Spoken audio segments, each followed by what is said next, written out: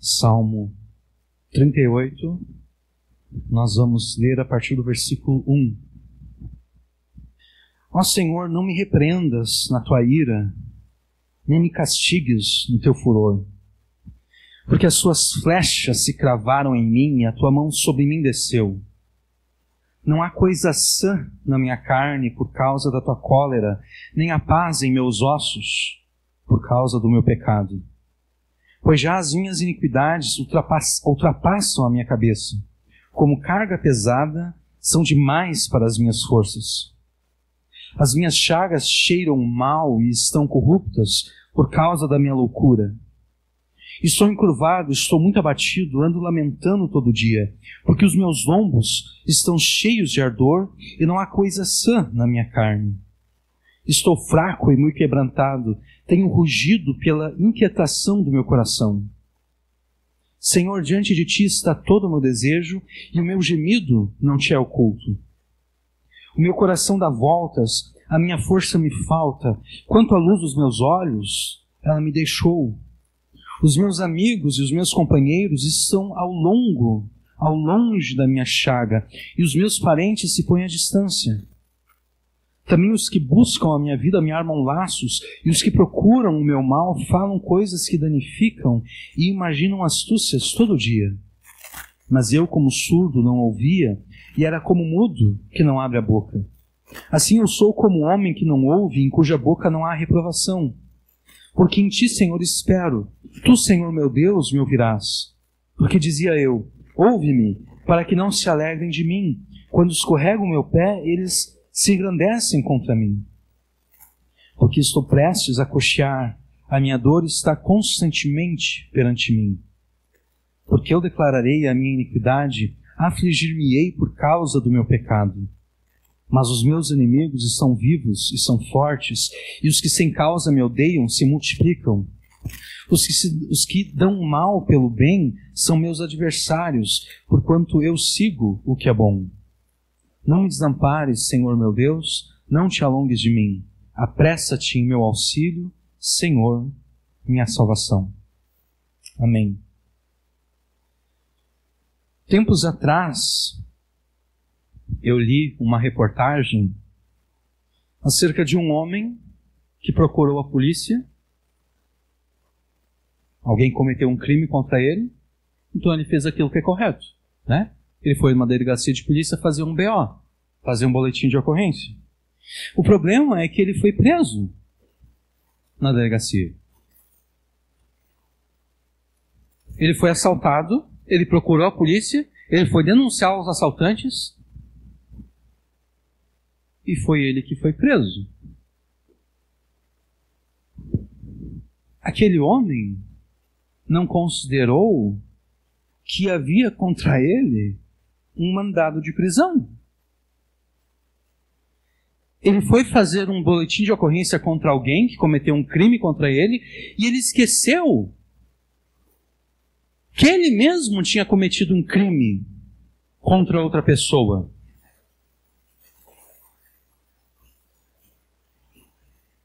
E que havia um mandado de prisão no seu nome. Ele esqueceu. Ou ele pensou, ou ele esqueceu, ou ele pensou que não ia dar nada. Ele pensou que ele ia ficar na delegacia de polícia e os policiais não iriam perceber que lá no sistema deles constava que ele deveria ser preso. A partir dessa história, que é tanto trágica quanto cômica, nós podemos concluir que uma das maiores tranquilidades que você pode ter nessa vida é estar com a razão. Quando você está certo.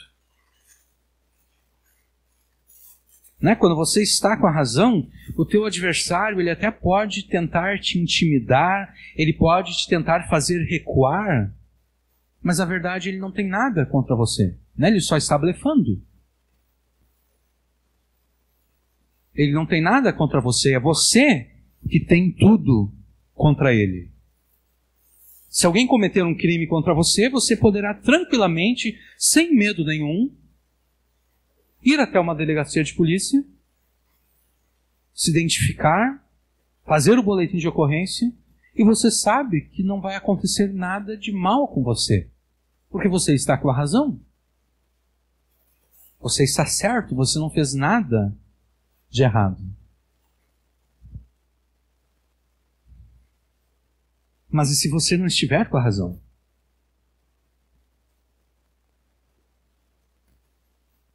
E se você tiver feito algo errado? O que você poderá fazer então? A que delegacia de polícia você irá para denunciar aquele que te fez o mal? Se você mesmo está fazendo de tudo para evitar que a polícia não saiba quem é você, exatamente porque você sabe que se a polícia souber quem você é, você será preso.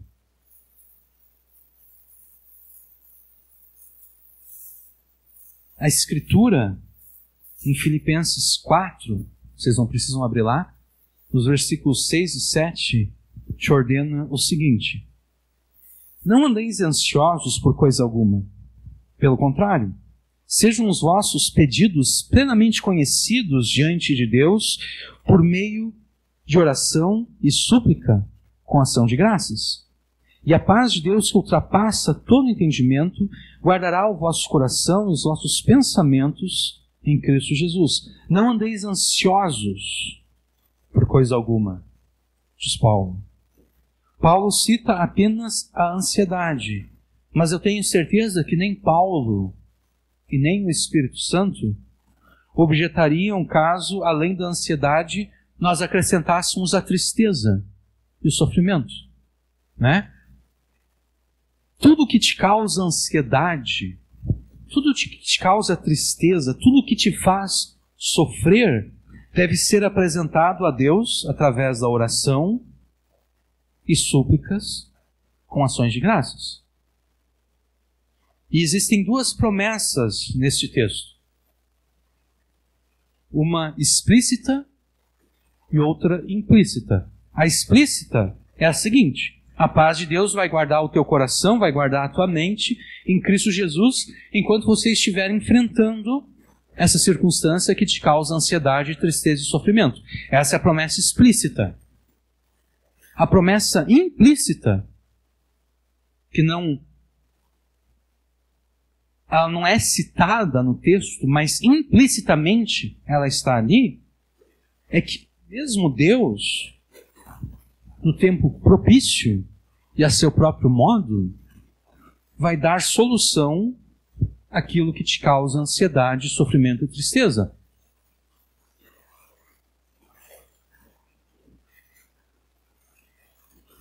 Mas, e se você for o culpado daquilo que te causa ansiedade, tristeza e sofrimento? Se você causou a própria ansiedade, se você causou a própria tristeza, se você causou o próprio sofrimento, como você poderá recorrer a Deus, então?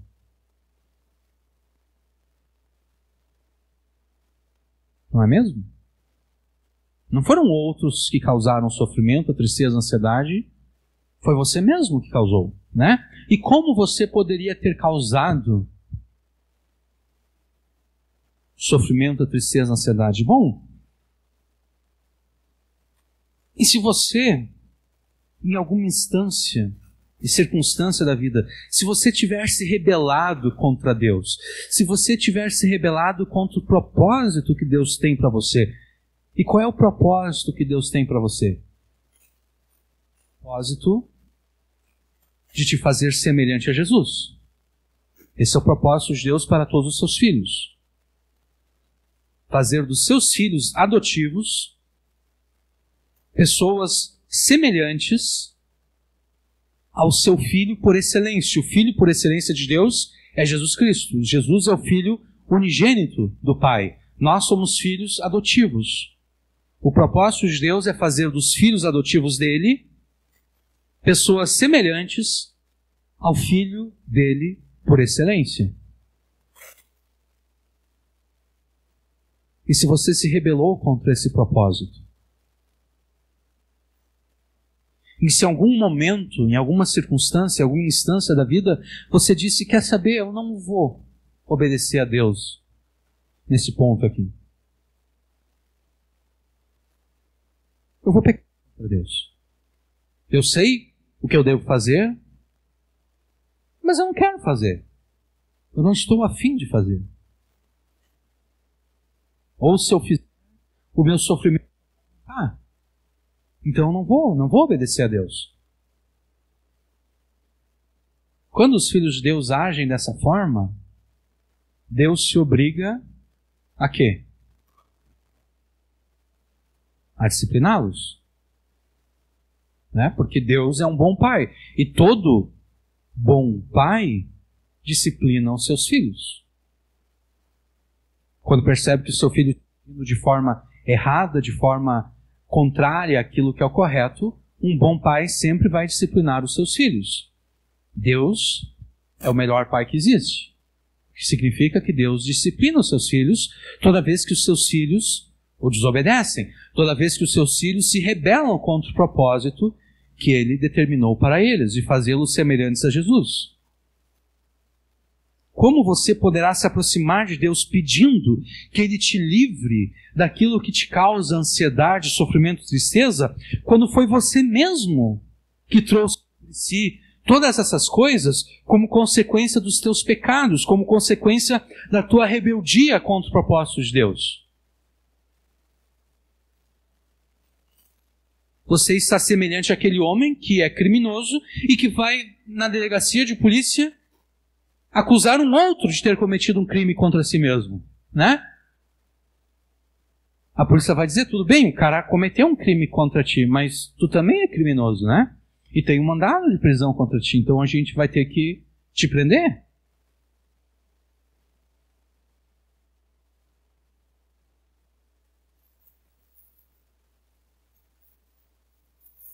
Não estando você com a razão diante de Deus, o que você poderá fazer então? Há dois cursos de ação contraditórios e anticristãos que você será tentado a tomar. Eu quero que você preste atenção aqui. Esses dois cursos de ação, eles são contraditórios entre si. Um é o oposto do outro, mas ambos são igualmente anticristãos. Eles são anticristãos exatamente porque eles rejeitam a graça de Deus. O primeiro curso de ação rejeita a graça de Deus porque ele age como se não tivesse feito nada de errado, como se não tivesse cometido nenhum pecado que desse ocasião à disciplina divina. Em outras palavras, o primeiro curso de ação age como se estivesse com toda a razão e plenamente correto. É o cara que é um criminoso e ele vai até a delegacia de polícia não para se entregar. Ele vai para a delegacia de polícia para dizer, olha, fulano de tal fez o mal contra mim, cometeu o crime contra mim. Não reconhecendo que ele mesmo fez o mal, que ele mesmo também cometeu um crime. A pessoa diz, eu não fiz nada de errado. Se você tomar esse curso de ação, você começará a agir como se Deus não tivesse razão nenhuma para te disciplinar. Você começará a se comportar como se Deus estivesse cometendo a maior das injustiças ao ordenar circunstâncias que te causam ansiedade, sofrimento e tristeza. Você será o oposto de Jó. Jó recebeu todo o mal da parte de Deus. E eu falo dessa forma exatamente porque é assim que Jó se expressa. Né? Jó diz, nós recebemos o bem de Deus, porque não receberíamos também o mal? E é dito que ao se expressar dessa forma, Jó não cometeu nenhum pecado, não atribuiu mal a Deus, já recebeu todo o mal que ele recebeu da parte de Deus, os seus filhos morreram, ele perdeu todos os seus bens, e daí depois, a segunda vez, ele também perdeu a sua saúde, e ele adorou a Deus. Ele não agiu como se Deus estivesse sendo injusto, como se Deus não tivesse o direito de fazer ou de ordenar o que Deus havia ordenado. Você chegará a pensar que Deus traiu a tua confiança, Deus traiu a tua fé, Deus traiu a tua fidelidade a Ele. Você dirá, eu sempre confiei em Deus, eu sempre tive fé em Deus, eu sempre fui fiel a Deus, e Deus traiu todas essas coisas.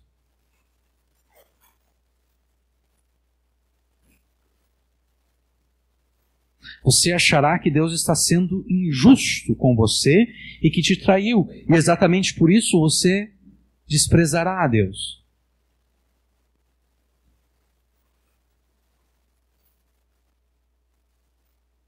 Como você demonstrará esse desprezo a Deus? Você vai menosprezar o culto a Deus.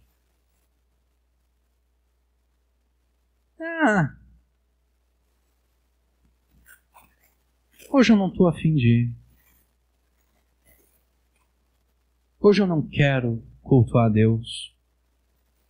Por isso que eu disse, você vai ser o oposto de Jó. A primeira providência que Jó tomou foi cultuar a Deus.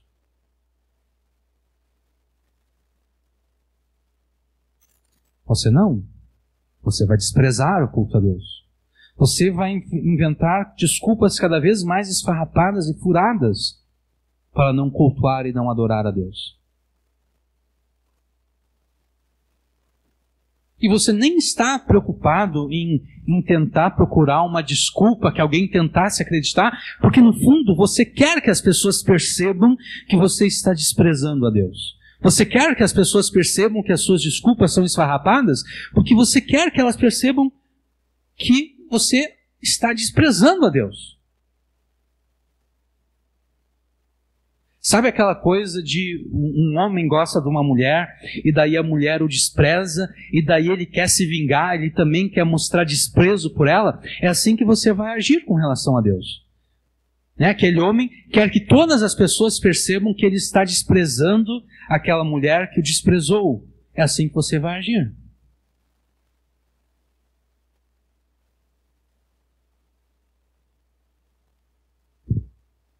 Desprezando o culto público a Deus, você também vai desprezar as suas devoções particulares. Você vai fazer questão de não ler a Bíblia, você vai fazer questão de não orar a Deus em particular, e naqueles momentos em que você orar, não será a Deus que você orará. Não, você vai orar de si para si mesmo. Assim como aquele fariseu na parábola contada por Jesus. Você vai orar de si para si mesmo, porque a tua oração vai ser arrogante. Vai ser uma oração que diz: eu não merecia essas coisas ruins que o Senhor ordenou na minha vida. Eu não merecia nada disso. Você vai exigir, inclusive, que Deus pare com aquilo que Ele está fazendo. A tua arrogância poderá chegar a tal ponto de você, em vez de confessar os teus pecados a Deus e pedir que Ele te perdoe, será você que oferecerá perdão a Deus. Quem já ouviu isso por aí em algum lugar? De perdoar a Deus? Eu já ouvi. Essa heresia andou por algumas igrejas alguns anos atrás, e eu desconfio que ela continua por aí. Era muito comum no pessoal que estava ligado no G12. E depois outros movimentos de célula que seguiam esse mesmo padrão, né? Na ideia da busca pela cura interior, a cura dos traumas que a pessoa sofreu na sua vida, eu vou perdoar Deus por todas as coisas ruins que aconteceram na minha vida. Não pode existir arrogância, a atitude mais arrogante do que essa. A de pensar que eu tenho a possibilidade de perdoar a Deus pelas coisas ruins, desagradáveis, pelas tragédias, inclusive, que Ele permitiu ou até mesmo ordenou na minha vida. Deus, não, eu perdoo o Senhor. Eu sei que o Senhor não sabia, o Senhor não sabia o que estava fazendo na época, o Senhor não sabia que ia causar todo esse sofrimento na minha vida. Eu perdoo o Senhor.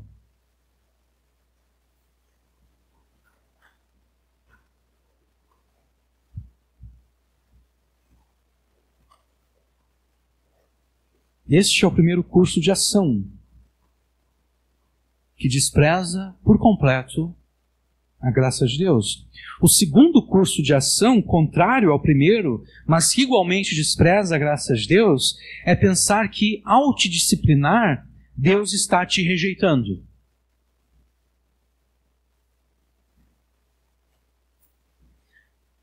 Se você tomar esse segundo curso de ação, você vai reconhecer que pecou contra Deus e você vai reconhecer que Deus está correto em te disciplinar. O problema é que você vai interpretar de forma errada a disciplina de Deus. Você vai entender que, bom, Deus está permitindo ou Deus está ordenando todas essas coisas. Isso só pode significar que Deus não me quer mais, que Deus está me rejeitando. Essa é a forma de Deus dizer, olha, eu não te quero mais.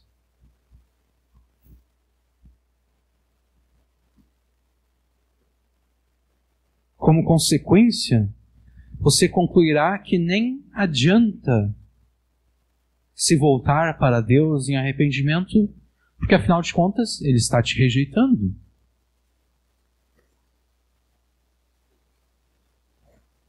A solução trágica, então, segundo esse segundo curso de ação, é a desistência da fé. É desistir de Jesus. O primeiro curso de ação despreza a graça de Deus por não reconhecer o próprio pecado e por pensar que Deus é obrigado a sempre te dar aquilo que a tua vontade mimada deseja. Já o segundo curso de ação despreza a graça de Deus por achar que Jesus te dá apenas uma chance para fazer aquilo que é certo. E se você desperdiçar essa chance, já era. Se você desperdiçar essa chance única que Jesus te deu, pode desistir, porque Ele não te quer mais.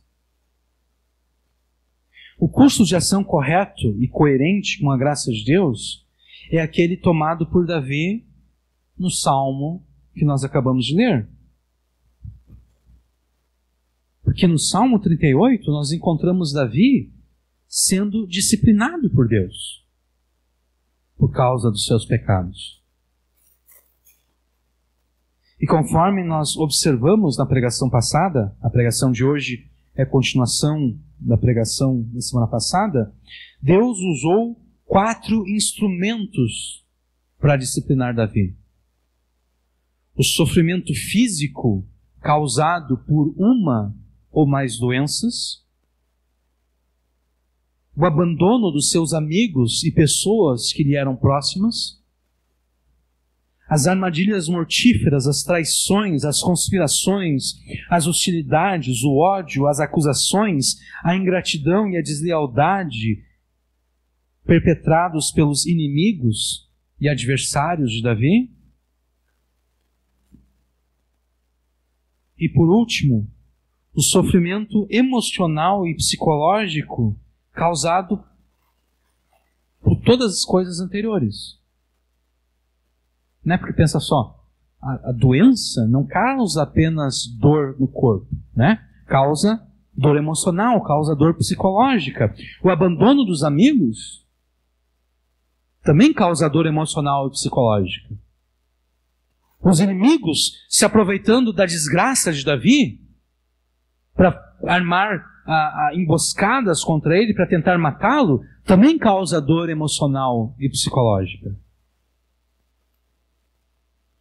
Talvez você esteja enfrentando uma ou mais circunstâncias semelhantes às de Davi, aqui no Salmo 38. Ou talvez aquilo que você está enfrentando não seja exatamente o que Davi enfrentou no Salmo 38. Mas, de qualquer forma, você está enfrentando alguma circunstância que te causa ansiedade, tristeza e sofrimento. Não importa qual seja o caso. O que importa é determinar se aquilo que você está sofrendo é disciplina de Deus ou não. E para os propósitos dessa pregação, nós vamos considerar todas as circunstâncias que agora te afligem, todas as circunstâncias que te causam ansiedade, sofrimento e tristeza, nós vamos considerar que todas elas sejam a disciplina de Deus sobre você. Talvez não sejam, mas nós vamos considerar como se fossem. O que você deve fazer então quando estiver sendo disciplinado por Deus? Faça como Davi, no Salmo 38. Submeta-te humildemente à disciplina de Deus com orações, lamentações, súplicas, arrependimento e confissão de pecado e uma renovada obediência a Ele. É isso que você deve fazer. Ou seja, os pecados que você cometeu e a consequente disciplina que Deus ordenou sobre a tua vida não interpõe nenhum obstáculo entre você e Deus.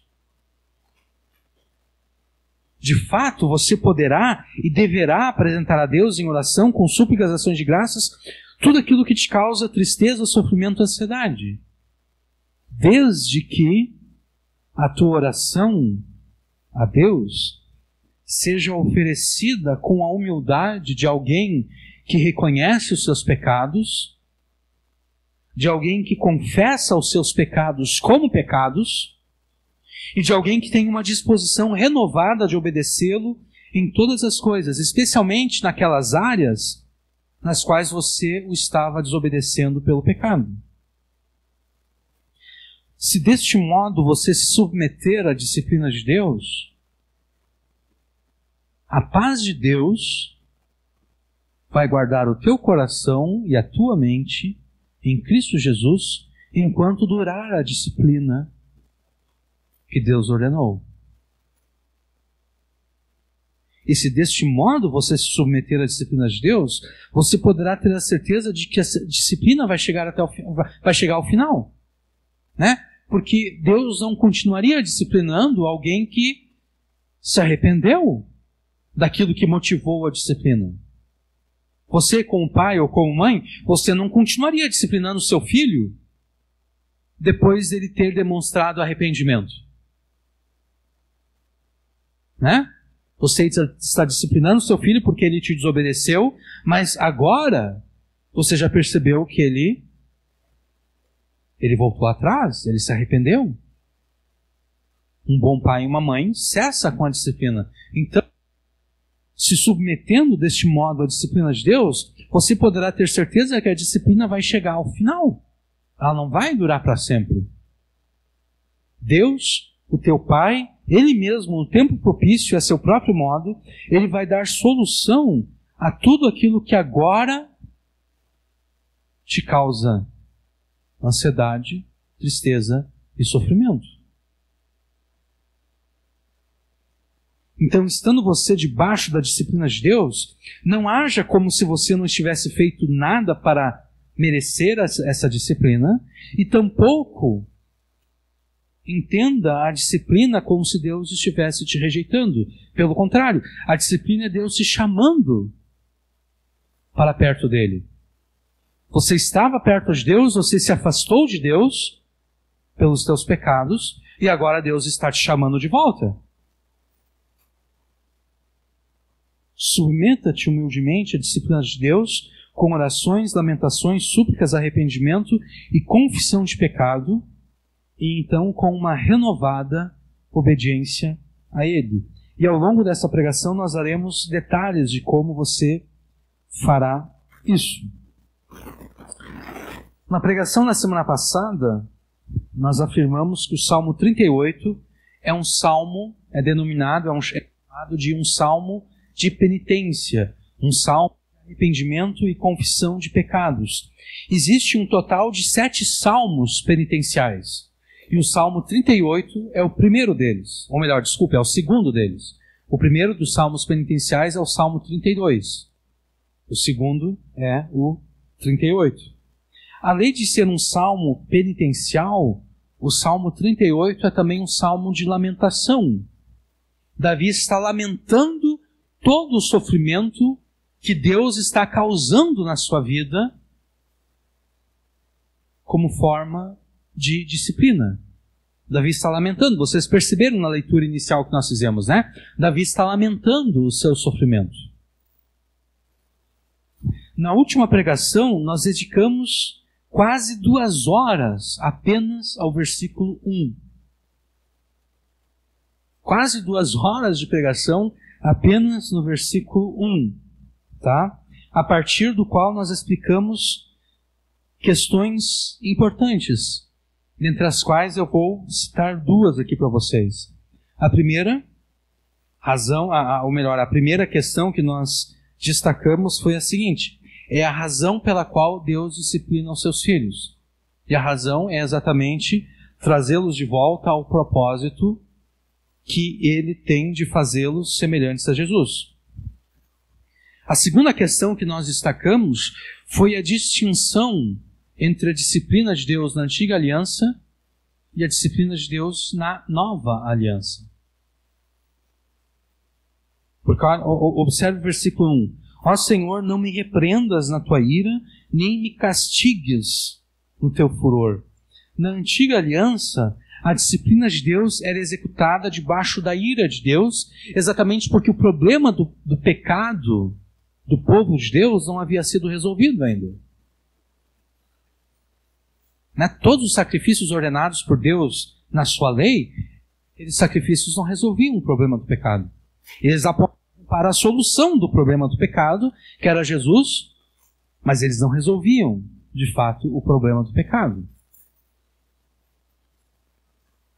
Já na nova aliança, estabelecida no sangue de Jesus, o problema do pecado do povo de Deus foi resolvido já de uma vez por todas por Jesus, quando Jesus ofereceu a sua vida em sacrifício a favor do seu povo.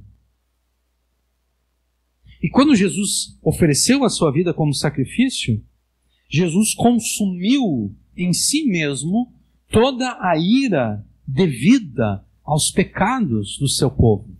É por isso que João, no seu evangelho, afirma o seguinte: quem crê no Filho, em Jesus, tem a vida eterna. Quem, porém, mantém-se em desobediência ao Filho, não verá a vida, mas sobre ele permanece a ira de Deus. Sobre os incrédulos, a ira de Deus permanece. Os incrédulos, além do peso dos seus pecados, carregam sobre si todo o peso da ira de Deus, devido aos seus pecados. E essa ira de Deus já se manifesta agora mesmo em juízos antecipatórios, em juízos que antecipam o juízo final do último dia.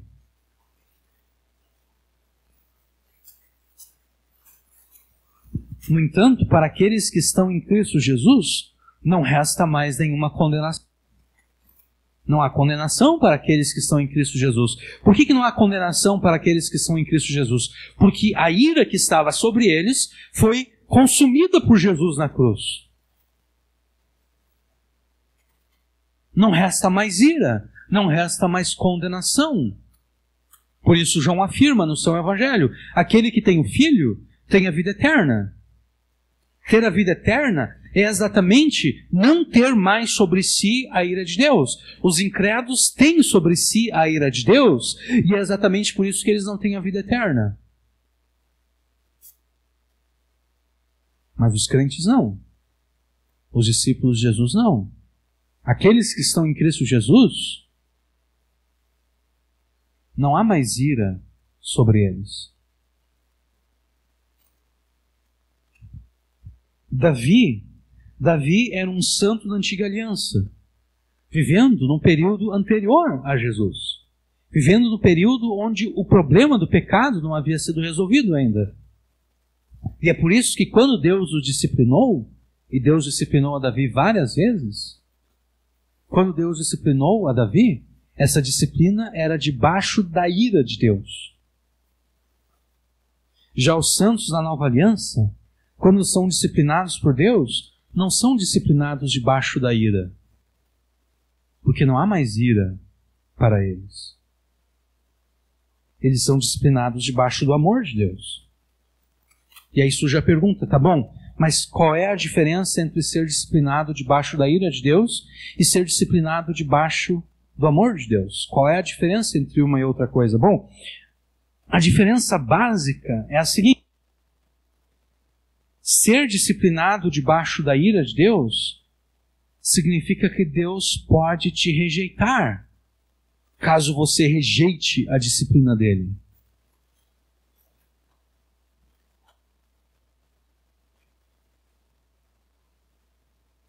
Aqueles que são disciplinados debaixo da ira de Deus, os santos da antiga aliança, Deus os rejeitaria, caso eles não se arrependessem. E Davi demonstra isso no Salmo 51, que por acaso é o terceiro salmo penitencial. No Salmo 51, Davi diz, depois de ter confessado o seu pecado a Deus, e no caso do Salmo 51, o pecado era exatamente o adultério com Batseba e depois o assassinato de Urias, o marido de Batseba. No versículo 11, se eu não me engano, Davi diz o seguinte: não retires de mim o teu Espírito Santo e não me cortes da tua presença. Acho que aí Davi diz ao contrário, ele diz, não me cortes da tua presença e não retires de mim o teu Espírito Santo. A questão de retirar o Espírito Santo tinha a ver com o ofício de Davi. Davi era rei sobre Israel e Davi percebeu o que aconteceu com o seu antecessor, com Saul, quando Saul rejeitou a disciplina de Deus, quando Saul rejeitou arrepender-se dos seus pecados. O que Deus fez com Saul quando ele rejeitou arrepender-se dos seus pecados? Deus retirou de Saul o Espírito Santo e no lugar do Espírito Santo veio um espírito demoníaco que o afligia. E Davi, no Salmo 51, cometeu esse pecado terrível, né? Adultério e assassinato. Ele quebrou 2 dos 10 mandamentos.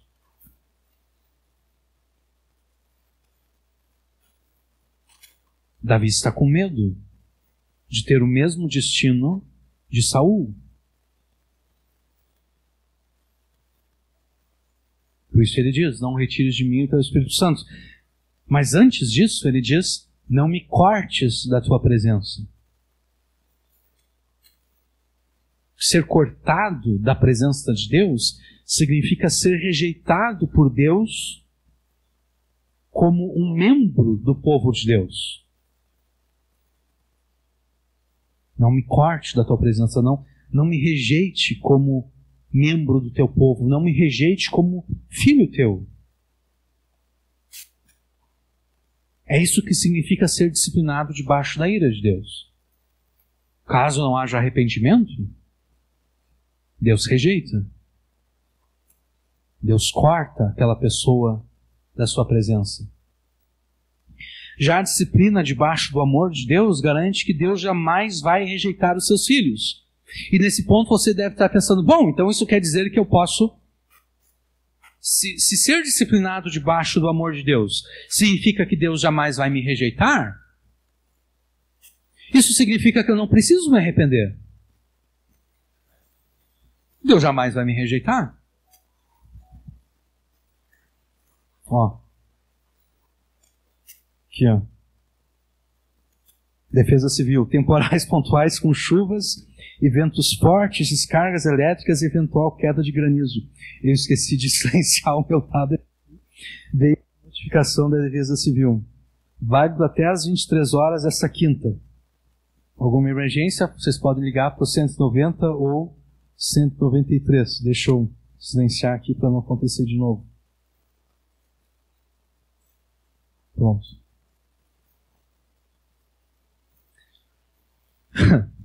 Falha técnica. Você deve estar pensando, bom, se ser disciplinado debaixo do amor de Deus significa que Deus jamais vai me rejeitar? Então, eu não preciso aceitar a disciplina de Deus. Eu não preciso me submeter à disciplina de Deus.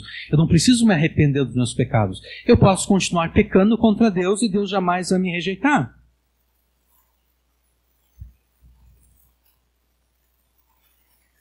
Isso é falso. Completamente falso. Sabe por quê? Uma das implicações da nova aliança, que te garante exatamente a disciplina debaixo do amor de Deus, é que os verdadeiros crentes, os verdadeiros discípulos de Jesus, sempre atenderão à disciplina de Deus.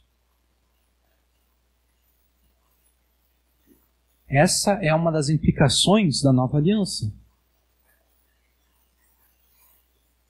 Qual era o problema da antiga aliança? O problema da antiga aliança é que faziam parte da aliança pessoas que não eram verdadeiramente convertidos. Faziam parte da antiga aliança pessoas que tinham a sua carne circuncidada, mas o seu coração não tinha sido circuncidado. O que é o coração circuncidado? É aquilo que Jesus fala em João 3. É o nascer de novo. É ser uma nova criatura. É ser regenerado. E o que é nascer de novo? O que é ser regenerado? É aquilo que Deus prometeu através do profeta Jeremias. E também do profeta Ezequiel. No profeta Ezequiel, aquele coração petrificado pelo pecado foi trocado por um coração de carne.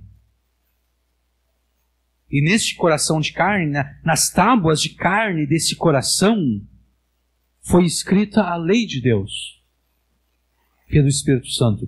E o mesmo Espírito Santo que escreveu a lei de Deus nas tábuas desse coração de carne, também veio habitar nessa pessoa para que ela queira obedecer a Deus e para que ela consiga obedecer a Deus. De modo que quando ela se afasta dos caminhos de Deus, Deus a disciplina e ela se volta para Deus.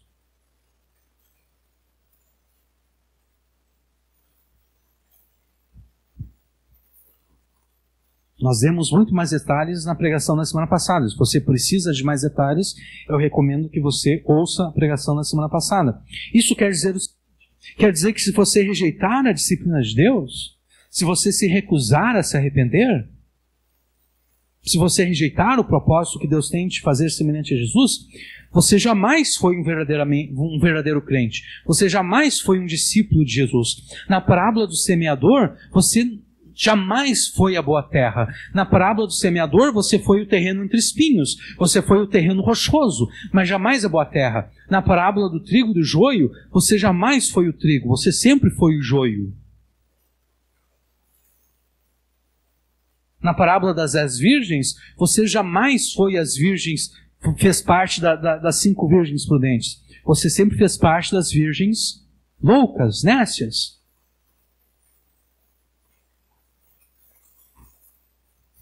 Isso significa, então, que sendo você joio, sendo você terreno rochoso, sendo você terreno entre espinhos, sendo você uma das virgens nécias, isso significa que a ira de Deus não foi tirada de sobre você.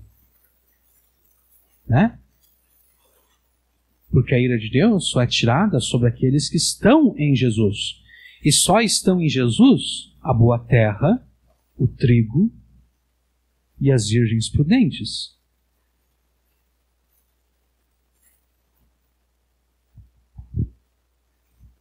Isso significa que você ainda está por dar o primeiro passo em direção a Deus e a Jesus. Tudo que você fez agora foi tudo auto-engano. Não valeu nada. Você ainda está por dar o primeiro passo. E eu recomendo que você dê esse passo, se este é o teu caso. Eu insisto para que hoje mesmo você arrependa-se dos seus pecados, confesse-os a Deus, deposite toda a tua fé em Jesus e, através dessa fé, passe a obedecê-lo. E se você está numa luta entre querer obedecer a Deus e não querer obedecer a Deus, é disso que Paulo fala lá em Gálatas 5, né? Há uma guerra entre a carne e o espírito. Se você está nessa luta entre eu quero obedecer a Deus, mas ao mesmo tempo eu não quero obedecer a Deus, apresente essa guerra a Deus em oração.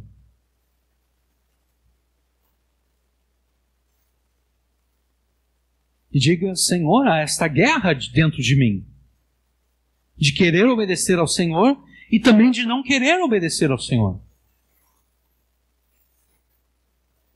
E eu peço que o Senhor me livre dessa guerra.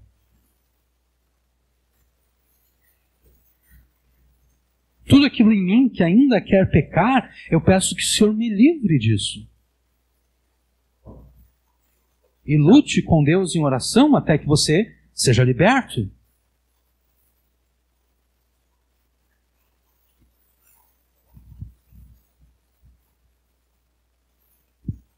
Na pregação passada, nós tratamos da disciplina de Deus em termos do propósito que Deus tem de te fazer semelhante a Jesus e dos propósitos que você mesmo determinou para si.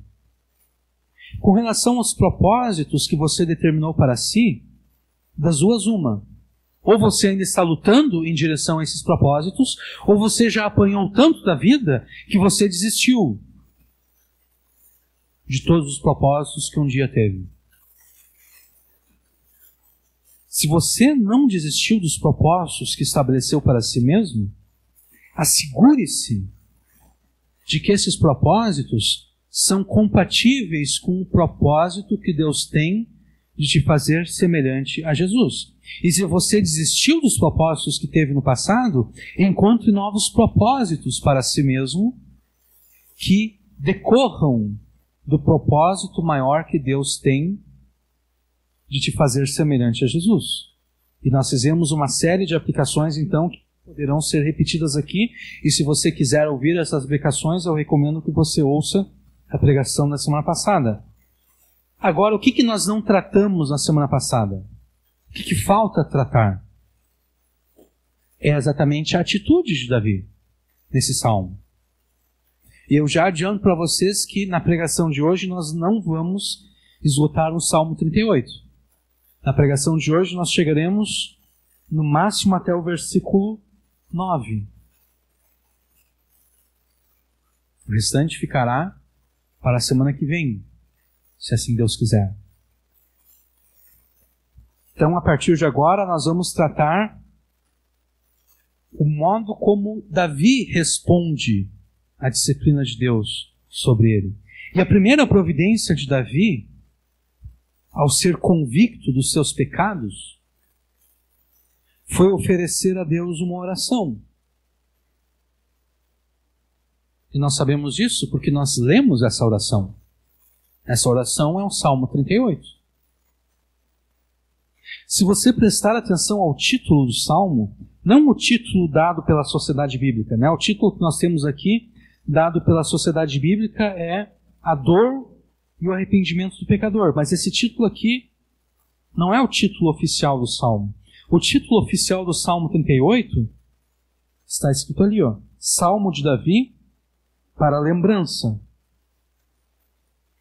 Outra tradução possível é Salmo a favor de Davi, um memorial.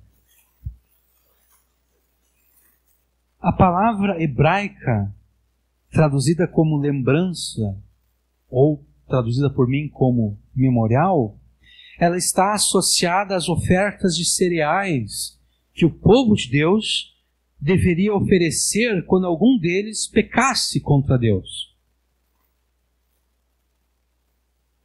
Eu vou ler para vocês aqui Levíticos 5, 11 e 12. Está falando acerca de ofertas que deveriam ser feitas quando alguém pecasse. Mas se não tiver recursos para oferecer nem 2 rolinhas ou 2 pombinhos, então levará a 10ª parte de um efa da melhor farinha como oferta por aquilo em que tiver pecado. Não lhe derramará azeite, nem acrescentará incenso, porque é uma oferta pelo pecado. Ele a levará ao sacerdote, que pegará um punhado dela como memorial. A mesma palavra aqui, lembrança, memorial, é a mesma palavra ali, tá? Pegará um punhado dela como memorial da oferta e queimará sobre o altar em cima das ofertas queimadas ao Senhor. É uma oferta pelo pecado. Essa oferta era chamada de oferta memorial, simplesmente de memorial. E é provavelmente daqui que o escritor de Hebreus afirma que os sacrifícios da antiga aliança, que todo aquele sistema sacrificial, na verdade, era uma lembrança dos pecados cometidos. Era uma rememoração dos pecados cometidos. Ao oferecer uma oferta memorial, o santo da antiga aliança estava reconhecendo o seu pecado e estava confessando o seu pecado a Deus, rogando o perdão de Deus. Quando Davi então escreve esse salmo, dando a ele o título de Salmo a favor de Davi, um memorial, o que Davi está fazendo aqui? Já a partir do título, Davi está dizendo, olha, esse salmo aqui, ele funciona como aquelas ofertas memoriais ordenadas por Deus. Esse salmo aqui é eu reconhecendo o meu pecado, é eu confessando o meu pecado, é eu rogando o perdão de Deus pelo meu pecado. E é possível que Davi tenha escrito esse salmo exatamente na ocasião em que ele compareceria diante do sacerdote para oferecer a oferta memorial.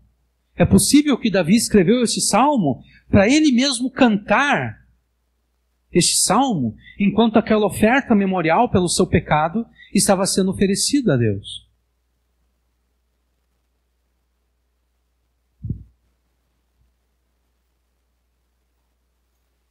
A primeira providência de Davi, então, ao ser convicto dos seus pecados, foi oferecer a Deus uma oração, pela qual ele reconhece os seus pecados, os confessa e pede perdão. Só que não foi fácil para Davi reconhecer os seus pecados. E a gente sabe disso a partir do versículo 1, né? Ó Senhor, não me repreendas na tua ira, nem me castigues no teu furor. Davi pecou, mas ele não reconheceu o seu pecado de imediato. Ele só ficou convicto do seu pecado quando Deus começou a discipliná-lo. Quando Deus começou a repreendê-lo na sua ira. Quando Deus começou a castigá-lo no seu furor. Foi só nesse momento que Davi... Eu pequei contra Deus. Não fosse a disciplina divina, Davi não teria convicção de que ele tinha pecado contra Deus. E logo que falamos em estar convictos do pecado, nós nos lembramos do ministério do Espírito Santo, né? Que veio, segundo Jesus, lá em João 16:8, veio para convencer o mundo do pecado, da justiça e do juízo. E se o Espírito Santo convence o mundo dos seus pecados, certamente esse ministério é exercido também a favor daqueles que já tiveram essa convicção inicial quando se converteram a Jesus. Isso significa que, por vezes, o método que o Espírito Santo usará para te convencer dos pecados será exatamente a disciplina. O Espírito Santo poderá te convencer simplesmente te mostrando que aquilo que você fez é pecado, mas ele também poderá te convencer através da disciplina. O Espírito Santo ordenará circunstâncias na tua vida que te causarão ansiedade, tristeza e sofrimento, assim como ele fez com Davi aqui no Salmo 38, para te trazer novamente ao propósito que Deus tem de te fazer semelhante a Jesus. O Espírito Santo vai usar circunstâncias, essas circunstâncias, para te repreender, para te castigar, para te reprovar e para condenar o teu comportamento pecaminoso, para que você se volte novamente para Deus e Jesus. Como na semana passada nós dedicamos quase 2 horas apenas ao versículo 1, é apenas isso que nós diremos hoje, acerca do versículo 1. Nós vamos direto para o versículo 2 agora, né? Se você precisa de mais detalhes acerca do versículo 1, ouça a pregação da semana passada. Como toda disciplina que se preze, Davi então foi e está sendo disciplinado por Deus, no Salmo 38. Como toda disciplina que se preze, a disciplina de Deus é dolorosa, machuca, causa sofrimento, né? Não existe disciplina prazerosa. Imagine o André, obviamente o Pedro não é mais disciplinado pelo André, mas na idade que o Pedro ainda poderia ser disciplinado pelo André, o Pedro desobedeceu o André em alguma coisa, o André diz assim para o Pedro, eu vou ter que te disciplinar, Pedro. Hoje a gente vai comer um sorvete depois do almoço. Essa vai ser a tua disciplina. Né? Não existe isso. Né? Não existe disciplina prazerosa. Toda disciplina que se preze é dolorosa, machuca, causa sofrimento. Davi usa 2 imagens no versículo 2 para sintetizar a dor e o sofrimento da disciplina que Deus impôs a ele. Versículo 2: porque as suas flechas se cravaram em mim, e a tua mão sobre mim desceu, a tua mão sobre mim pesou. Na primeira imagem, Deus é um arqueiro. E Deus, sendo um arqueiro, cravou as suas flechas na carne de Davi.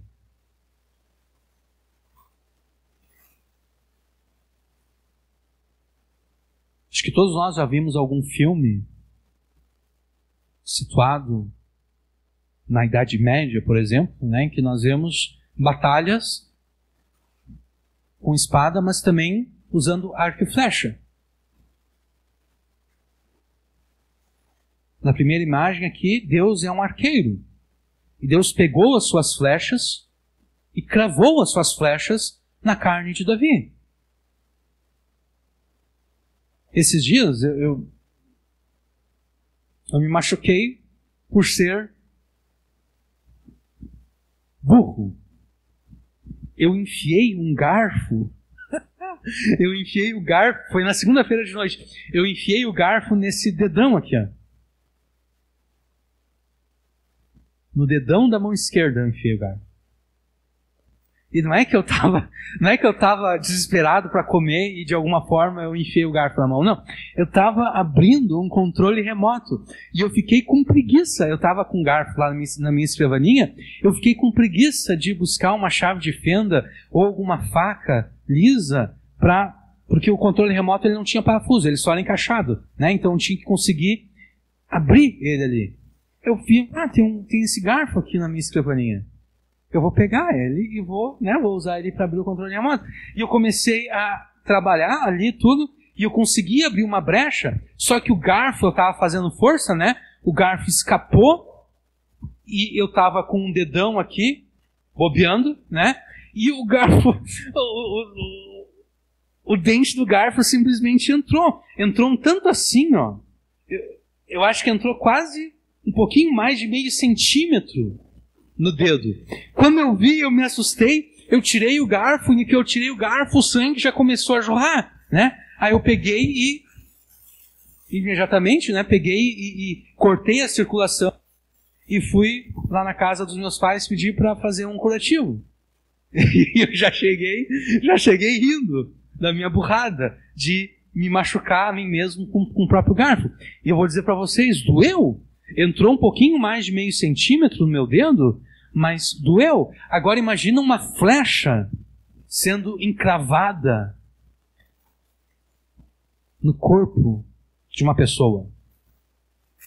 Imagina a dor. E Davi sabia dessa dor, né? Porque Davi era um guerreiro. Davi provavelmente chegou a ser ferido por alguma flecha nas batalhas em que ele participou. Davi sabia a dor de uma flecha encravada no corpo.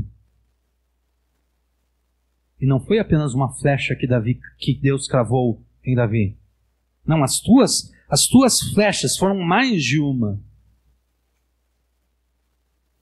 É assim que Davi está mostrando Deus enquanto Deus o disciplina. Deus é como um arqueiro que cravou as suas flechas na minha carne. A segunda imagem é Deus pesando a sua mão contra Davi.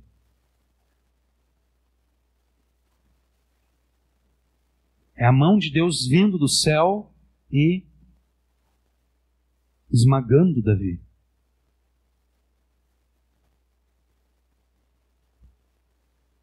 Essas duas imagens usadas por Davi, da sua carne sendo perfurada por flechas e a mão de Deus pesando sobre ele, o esmagando, resume todo o sofrimento e toda a dor que Davi estava sentindo como consequência da disciplina de Deus. E aqui nós começamos a ouvir a lamentação de Davi. Mas perceba que não é uma lamentação arrogante, né? Não é uma lamentação prepotente. Davi está dizendo, as tuas flechas foram encravadas na minha carne, a tua mão está me esmagando, mas Davi não está falando como quem se sente injustiçado por Deus. Davi não está dizendo, o Senhor traiu a minha confiança, o Senhor traiu a minha fé, a minha fidelidade, o Senhor não tinha o direito de fazer isso contra mim. Não, Davi está lamentando a sua dor, o seu sofrimento, mas não de forma arrogante, não de forma prepotente. O lamento de Davi é um lamento que reconhece os seus pecados. É um lamento que se submete à consequência dos seus pecados, que é a disciplina de Deus. E conforme nós afirmamos antes, o primeiro instrumento que Deus usou para disciplinar Davi foi o sofrimento. O primeiro instrumento que Deus usou para disciplinar Davi foi o sofrimento causado por uma ou mais doenças. E é disso que Davi passa a tratar a partir do versículo 3. Não há coisa sã na minha carne, não há saúde no meu corpo. A Septuaginta traduz, não há cura para o meu corpo, para a minha carne. Não há coisa sã na minha carne por causa da tua cólera, nem há paz para os meus ossos por causa do meu pecado. Não há coisa sã na minha carne e não há paz em meus ossos, não há paz para os meus ossos. A razão pela qual não há coisa sã no corpo de Davi, ou seja, o corpo de Davi está doente, a razão para isso é a cólera de Deus. O que é a cólera de Deus? Cólera de Deus é sinônimo de ira. No versículo 1. É sinônimo de furor. No versículo 1 também. Ira, furor e cólera são três palavras diferentes que se referem à mesma realidade espiritual pela qual Deus odeia tanto o pecado como também o pecador. As pessoas gostam de dizer, Deus odeia o pecado, mas ama o pecador. Não, Deus odeia o pecado e Deus odeia o pecador também. Deus não odeia apenas o adultério. Deus odeia o adúltero. Se Deus apenas odiasse o adultério, mas não o adúltero, Deus não lançaria o adúltero no inferno, né? Deus apenas lançaria o adultério, o conceito de adultério arderia no inferno, mas não o adúltero.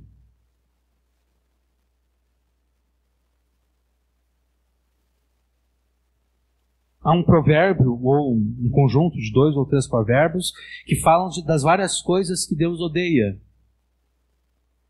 Deus odeia mãos que se apressam para derramar o sangue, né? Deus não odeia a inimizade apenas e o assassinato apenas. Não, Deus odeia as mãos que derramam sangue.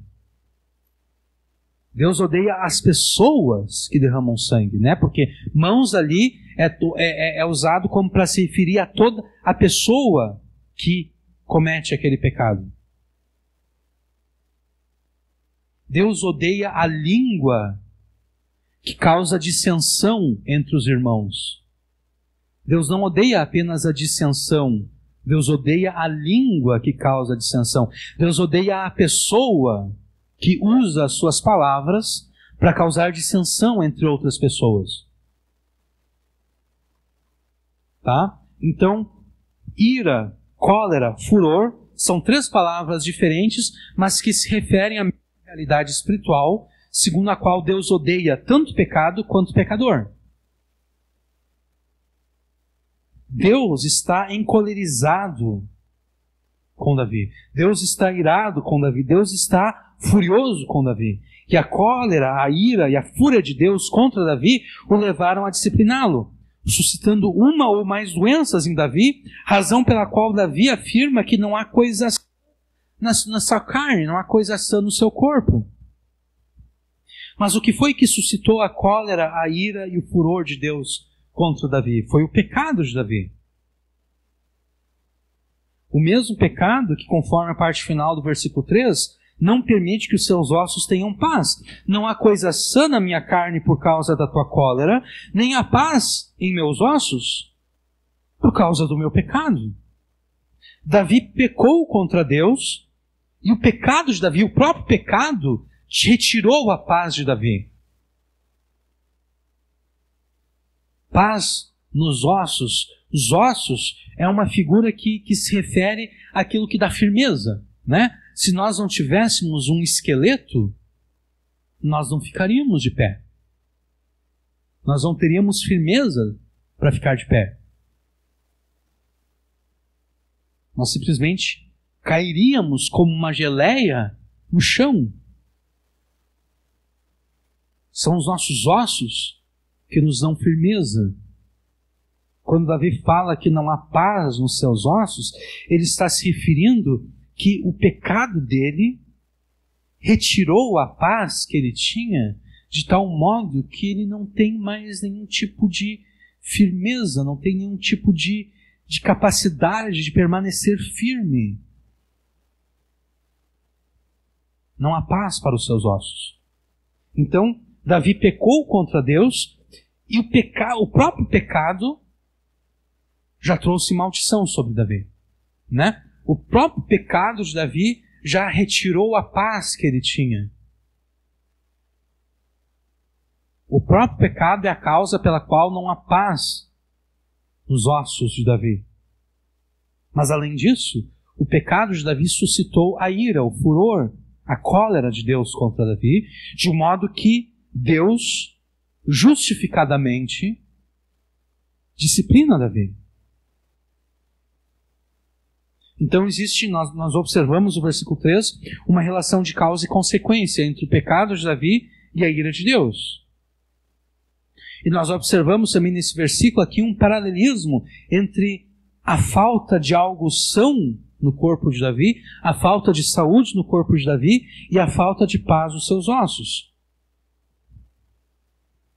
Agora, tanto a imagem de uma carne tomada por doenças e feridas, quanto a imagem de ossos que não têm paz, tudo isso se refere à dor física causada por uma ou mais doenças que vieram sobre Davi como forma de disciplina. E Davi, mais uma vez aqui, ele está lamentando o seu sofrimento, mas não com arrogância, não com prepotência. Ele reconhece que o sofrimento que ele está sofrendo é justificado. Ele diz, é por causa do meu pecado. Mesmo a cólera do Senhor contra mim é por causa do meu pecado.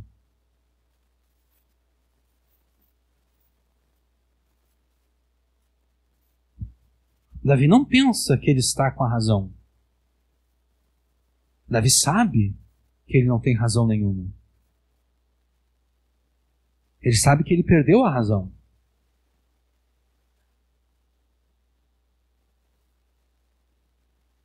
O lamento de Davi é um lamento humilde, reconhecendo tanto os seus pecados como também a correção de Deus em discipliná-lo.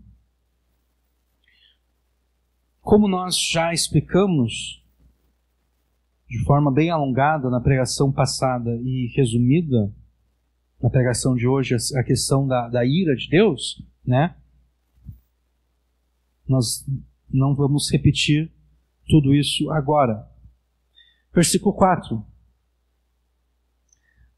Além de reconhecer os seus pecados, Davi também reconhece que ele cometeu esses pecados de forma repetida. Quando ele afirma no versículo 4 que as suas iniquidades já passam por cima da sua cabeça. As minhas iniquidades ultrapassam a minha cabeça. Davi percebe que ele não cometeu um ou dois pecados, ou ele não repetiu apenas uma ou duas vezes o mesmo pecado. Não, ele pecou várias e várias vezes.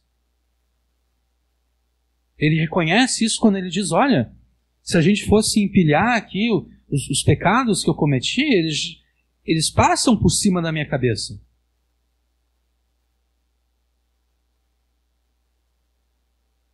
As pessoas mais antigas gostavam de dizer, eu estou por aqui contigo, né?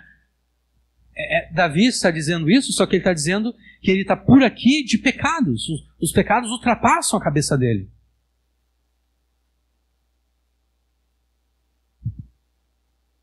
Os pecados de Davi são muitos em termos da quantidade, e eles também são muito pesados para que ele os possa suportar e carregar. Já as minhas iniquidades ultrapassam minha cabeça, como carga pesada, são demais para as minhas forças. Davi não tinha condições de carregar o peso dos seus pecados. E de fato ninguém tem condições de carregar o peso dos seus pecados.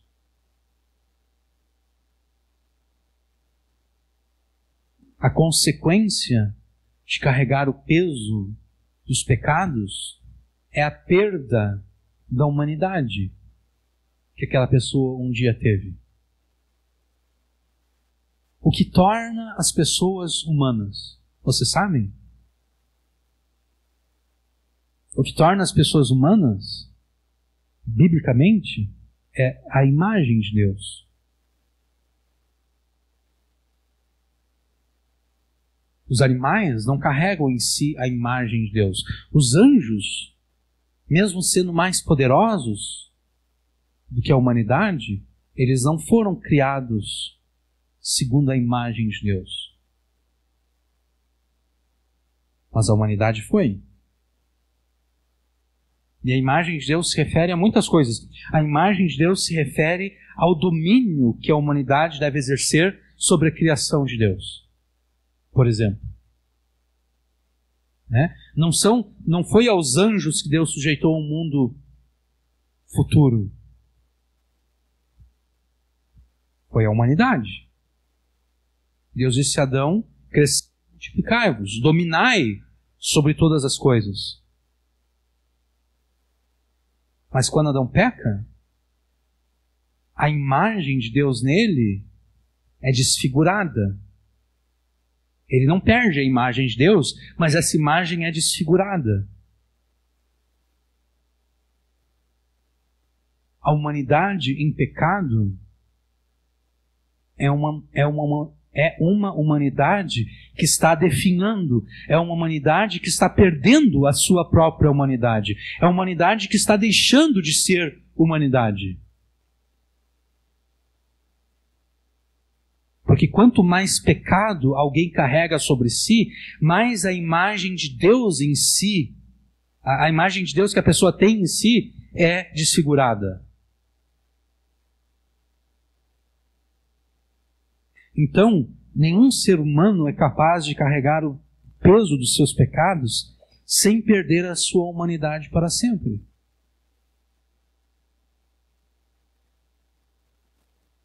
Essa é a razão pela qual Jesus, no Evangelho, ordena que nós nos desfaçamos do peso dos nossos pecados. E que nós troquemos o peso dos nossos pecados pelo seu jugo, que é suave. E que nós aprendamos a Ele como viver em obediência a Deus. Vinde a mim, todos os que estáis cansados e sobrecarregados, e eu vos aliviarei. Tomai sobre vós o meu jugo e aprendei de mim, que sou manso e humilde de coração, e achareis descanso para a vossa alma, porque o meu jugo é suave e o meu fardo é leve. Davi não pode suportar o peso de seus pecados, e nem você pode suportar o peso dos pecados. Nenhum de nós pode. Versículo 5. As minhas chagas cheiram mal e estão corruptas por causa da minha loucura. No versículo 5, Davi volta a lamentar a dor física que ele sente no seu corpo, afirmando que as feridas causadas pela sua doença cheiram mal e estão apodrecidas. Dificilmente agora nós vemos uma ferida apodrecida, né? Uma ferida cheirando mal. Porque nós nos machucamos, né? Eu falei para vocês, me machuquei na segunda-feira de noite, eu limpei a ferida, né? E fiz um curativo. E aqui já fez, né? Porque como o dente do garfo é fininho, foi um corte profundo, mas ao mesmo tempo não foi um corte extenso. Ele já fechou aqui, só tem uma manchinha aqui, mas na verdade o corte já fechou.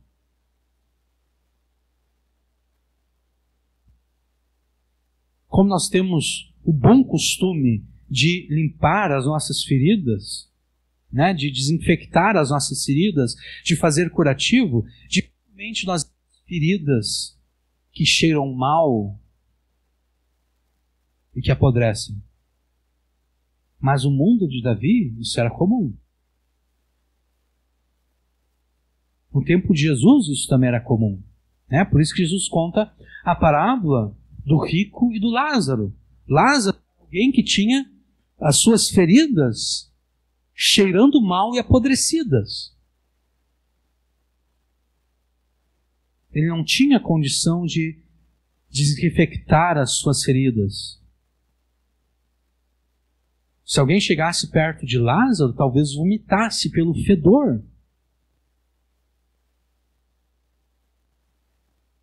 De ferida podre, de carne apodrecendo. E é isso que Davi afirma aqui no versículo 5. As chagas dele, as feridas causadas pela sua doença, estavam cheirando mal. Estavam apodrecidas, estavam corruptas. E a razão era a loucura de Davi. A insensatez de Davi. O que é insensatez? A insensatez é o exato oposto da sabedoria. E o que é a sabedoria? A sabedoria é a lei de Deus aplicada às mais diversas circunstâncias da vida.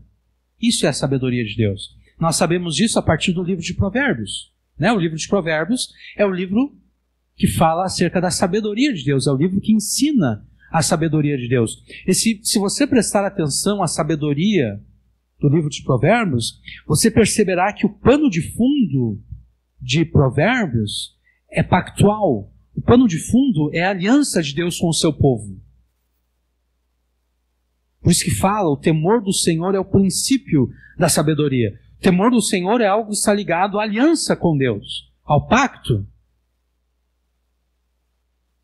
O pano de fundo de Provérbios é o pacto de Deus com o seu povo, é a aliança de Deus com o seu povo. E você vai perceber que a sabedoria de Provérbios nada mais é do que a lei de Deus aplicada às circunstâncias mais diversas da vida.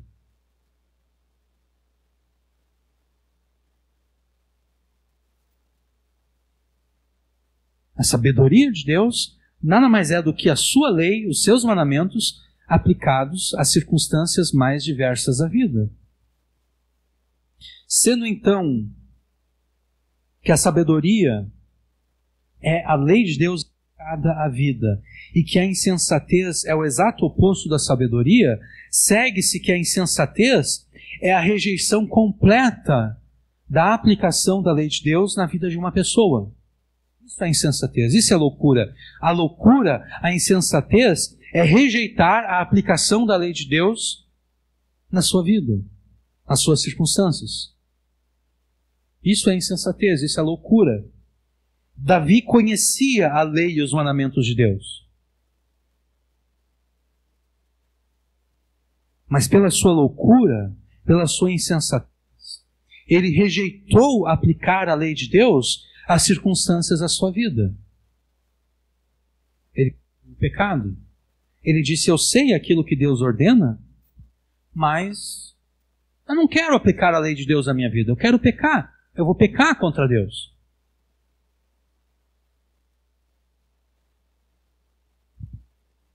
Você também conhece a lei de Deus, né? Você também conhece os mandamentos de Deus. E você sabe como deve aplicá-los às circunstâncias mais diversas da vida. Você sabe como aplicar a lei e os mandamentos de Deus às circunstâncias mais diversas da vida.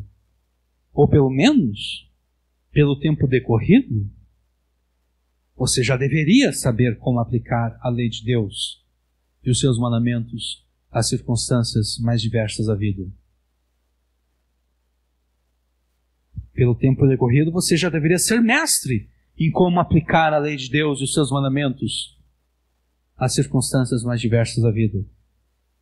Isso quer dizer que se você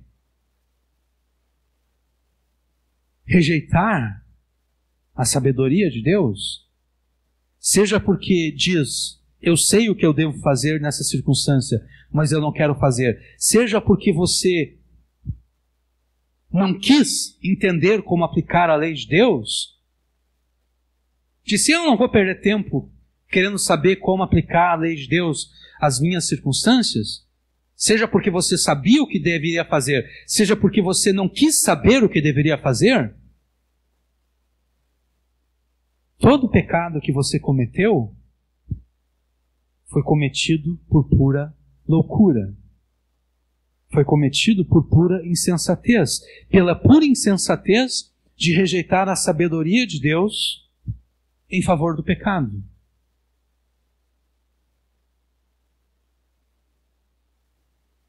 Nesse ponto do Salmo, Davi já reconheceu os seus pecados e Davi já reconheceu a insensatez que o levou a pecar. E também a correção de Deus em discipliná-lo. E quando é que você vai reconhecer todas essas coisas? Quando é que você vai reconhecer os teus pecados? Quando é que você vai reconhecer a insensatez que te levou a pecar? E quando é que você vai reconhecer a correção de Deus em te disciplinar? Versículo 6, 7 e 8. Estou encurvado, estou muito abatido, ando lamentando todo dia, porque os meus ombros estão cheios de ardor e não há coisa sã na minha carne. Fraco e muito quebrantado, tenho rugido pela inquietação do meu coração.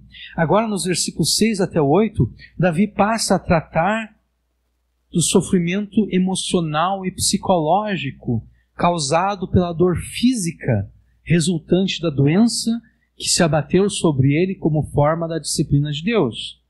No versículo 6 ele diz que ele está encurvado e que ele está muito abatido e que ele lamenta, ele chora a todos os momentos do dia. Talvez o que levasse Davi a ficar encurvado fosse a dor que ele sentia. Talvez a dor era tanta que ele tinha que se encurvar. Eu já senti dor em que eu tive que ficar naquela posição fetal, como as pessoas falam, né? Aquela posição em que você se encolhe por completo. Quando com a última crise que eu tive de pedras nos rins, a dor que eu senti era assim.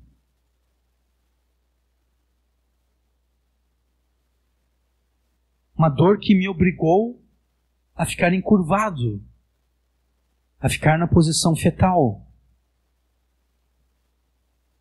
Talvez era exatamente isso que estava acontecendo com Davi. Tamanha a dor que ele sentia, a única posição em que ele sentia menos dor era ficar completamente encurvado.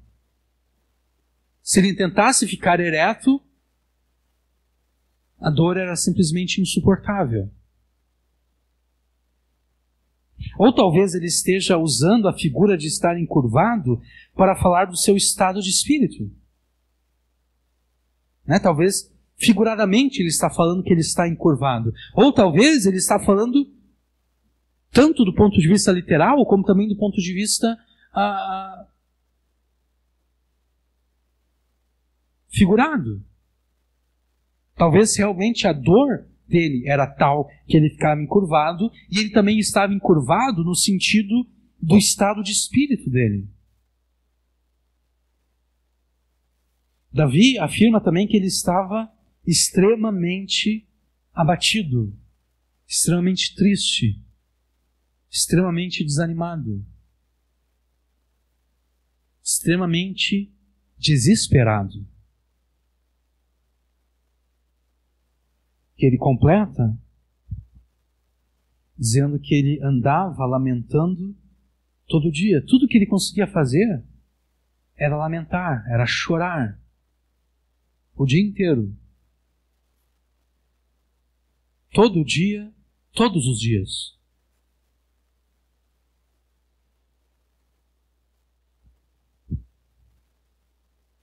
E o verso 7 deixa claro que a razão para o sofrimento emocional e psicológico de Davi era a sua doença ou doenças, que além de causarem feridas pelo seu corpo, também causavam ardor, ardência e dor nos seus lombos, porque os meus lombos estão cheios de ardor e não há coisa sã na minha carne.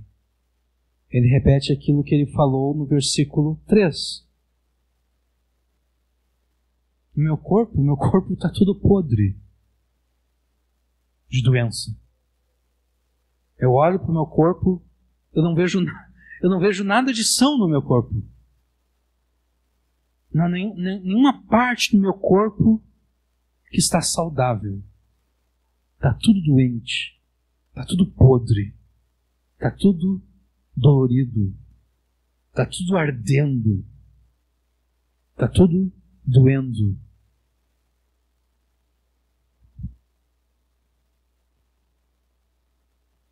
Versículo 8: estou fraco e muito quebrantado, tenho rugido.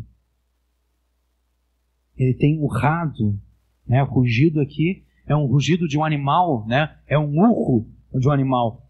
O lamento de Davi, que ele falou no versículo 6, toma a forma de rugido, de urro, no versículo 8. Imagine você um animal ferido, urrando de dor. Assim é Davi no versículo 8. Ele está urrando de dor. Estou fraco e muito quebrantado, tenho rugido pela inquietação do meu coração. O versículo 8 reafirma o sofrimento físico, emocional e psicológico de Davi. E ele afirma também estar fraco. Ele está quebrantado, ele está despedaçado, porque afinal de contas a mão de Deus estava pesando sobre ele, a mão de Deus o estava esmagando, então Davi estava despedaçado, estava quebrantado. E a inquietação do seu coração era tal que ele urrava como um animal. Davi urrava como um animal, mas ele não desperdiçava nenhum dos seus gemidos. Ele não desperdiçava nenhuma das suas lamentações. Ele não desperdiçava nem mesmo esse urro, esse rugido desesperado. E ele deixa claro isso no versículo 9. Senhor, diante de ti está todo o meu desejo, e o meu gemido, o meu rugido, o meu urro, não te é oculto. Davi diz que diante do Senhor estavam todos os seus desejos. Em outras palavras, Davi está dizendo que continuamente ele apresentava a Deus os seus desejos em oração.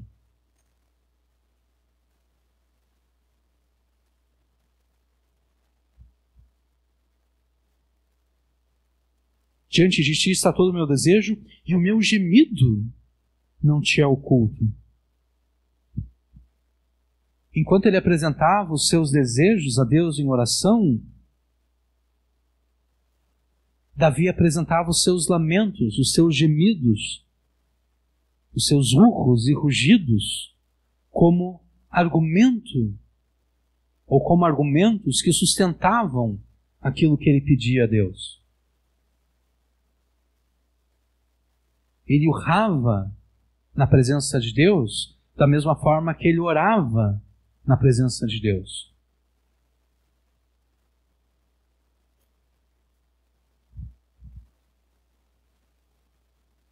Talvez a atitude mais sábia que você possa ter em meio a qualquer circunstância que te cause ansiedade, dor, sofrimento, tristeza, talvez a atitude mais sábia seja considerar todas essas circunstâncias como sendo disciplina de Deus.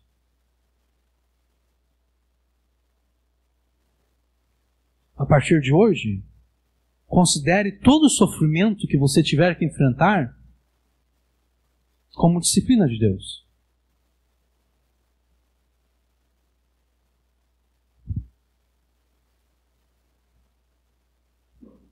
Isso significa que quando surgir na tua vida uma circunstância que te causa ansiedade, tristeza, sofrimento, dor, entenda como sendo Deus te ordenando para que você se imediatamente com aqueles pecados que você sabe que não deveria cometer, mas comete mesmo assim.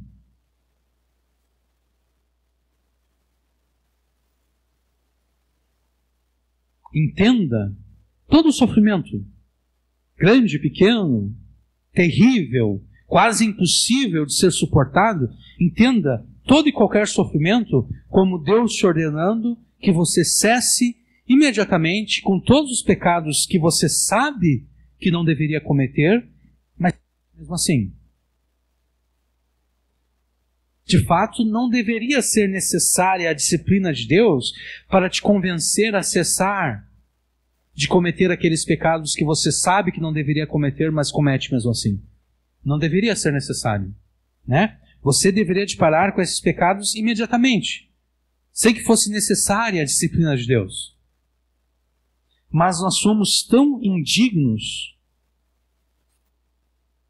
que mesmo sabendo que não devemos pecar, mesmo assim pecamos. E Deus é tão gracioso que Ele quase que releva isso. Deus quase que diz: eu sei que tu sabe que tu não deveria fazer isso, mas ainda assim eu vou ser gracioso a ponto de disciplinar, para te dar mais uma indicação. Olha, tu não deve continuar cometendo isso.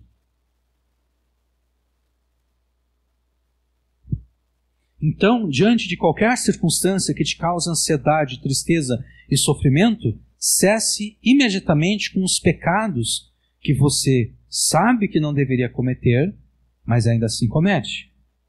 Não tente se explicar diante de Deus. Não tente justificar os teus pecados diante de Deus.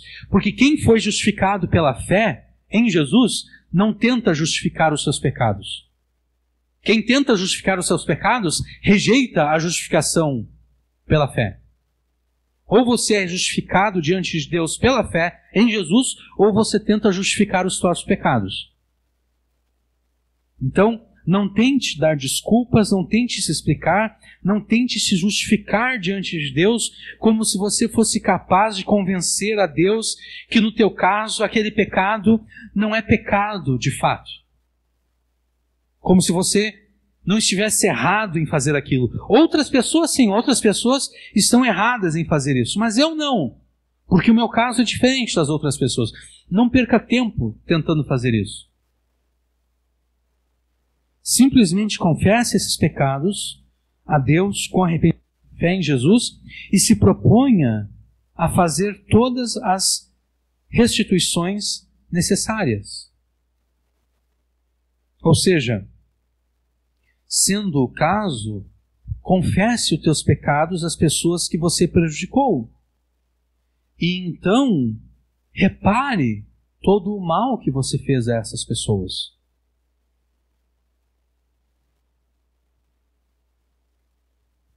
Além disso, analise a tua vida à luz da palavra de Deus para determinar se você está cometendo algum pecado que no momento te é oculto.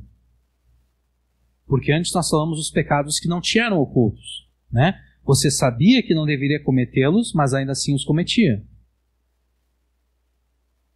Você começa com esses. Tendo resolvido esses, você vai para o próximo passo, que são aqueles pecados que te são ocultos. Analise a tua vida para determinar se você não está cometendo algum pecado que agora te é oculto. Analise a tua vida não à luz da vida dos seus irmãos, não. Analise a tua vida à luz da palavra de Deus. E se houver algum pecado oculto, reconheça esse pecado como pecado, confesse este pecado como pecado, não tente se explicar, não tente se justificar diante de Deus. Não, confesse a Deus esses pecados com arrependimento e fé em Jesus e se proponha, novamente, a fazer as restituições necessárias, caso você tenha prejudicado alguém.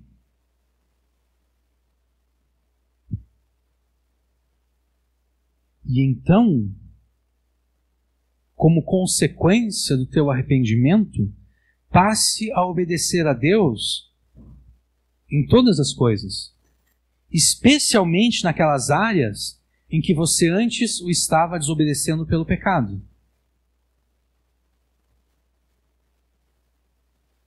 Porque a natureza odeia vácuo. A natureza odeia vácuo. Por exemplo, eu posso criar um vácuo temporário aqui. Se eu movimentar a minha mão rapidamente, atrás da minha mão vai surgir um vácuo, né? Porque eu estou empurrando o ar que está à frente dela, e esse ar que está à frente dela vai criar um vácuo logo atrás. Ou melhor, a falta desse ar vai criar um vácuo logo atrás da minha mão. Mas esse vácuo ele não vai permanecer por muito tempo. Ele logo vai ser preenchido pelo ar que está ao redor. A natureza odeia vácuo. E o mesmo se aplica ao mundo espiritual. Jesus diz acerca da geração dele, Jesus chegou expelindo os demônios que controlavam a geração dele, né? E Jesus disse, olha, sabe o que vai acontecer com essa geração aqui? Eu estou expulsando os demônios, mas essa geração vai me rejeitar. O que vai acontecer é que eu estou expulsando os demônios dessa geração, e esse demônio, por um tempo, ele vai andar pelas regiões desertas. Mas depois de um tempo, ele vai dizer, quer saber, eu vou visitar fulano de tal, onde eu habitava antes. E esse demônio vai chegar naquela pessoa, ele vai perceber que a casa está arrumada, está limpa, mas está vazia. E Jesus diz que aquele demônio vai trazer outros 7 demônios mais terríveis do que ele, e o estado daquela pessoa se tornará pior do que era antes. A natureza odeia vácuo, o mundo espiritual também odeia vácuo, e o pecado também odeia vácuo. Se você não substituir o pecado que você cometia antes por uma das virtudes ordenadas pela lei de Deus, o pecado vai voltar com tudo. É por isso que Paulo não se limita a dizer: aquele que roubava, não roube mais. A gente pensa que a solução para a pessoa cujo pecado era roubar, era assaltar, é simplesmente a pessoa: vou parar de roubar, vou parar de assaltar. Não, Paulo diz: aquele que roubava, não roube mais. Antes, passe a trabalhar com as suas próprias mãos, para que tenha como se sustentar a si mesmo e também repartir com aqueles que nada têm. E a imagem que Paulo usa ali em Efésios e também em Colossenses é a imagem do despir-se e vestir-se novamente. Nós devemos nos despir do velho homem, da velha humanidade, e nós devemos nos vestir, nos revestir do novo homem, da nova humanidade. O pecado é algo que nós despimos de nós, e nós devemos nos revestir daquilo que contraria o pecado que antes nós cometíamos. No caso do roubo, o roubo é tirar de alguém aquilo que pertence a ela e não pertence a mim. É tomar para mim aquilo que não é meu. Isso é o roubo, né? Qual é o contrário do roubo? O contrário do roubo é a generosidade. Antes eu tomava dos outros aquilo que não pertencia a mim. Agora eu vou dar aos outros aquilo que pertence a mim. Então por isso Paulo diz: aquele que roubava, não roube mais, mas trabalhe para que possa ter com que repartir aos que nada têm. Então, voltando aqui, como consequência do teu arrependimento, passe a obedecer a Deus em todas as coisas, especialmente naquelas áreas nas quais você desobedecia a Deus pelo pecado. E então sim, você poderá livremente lamentar diante de Deus tudo aquilo que te causa ansiedade, tristeza, sofrimento, dor e angústia. Não desperdice nada disso. Não desperdice as suas lágrimas, não desperdice os teus gemidos.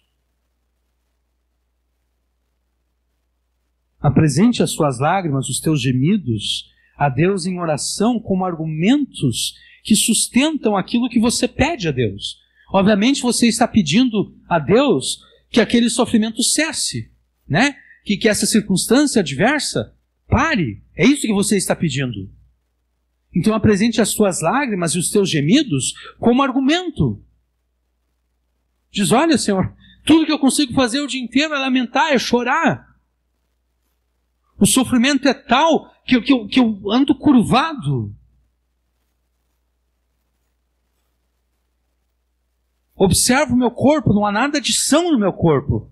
Meu corpo está tomado por dores, por doenças.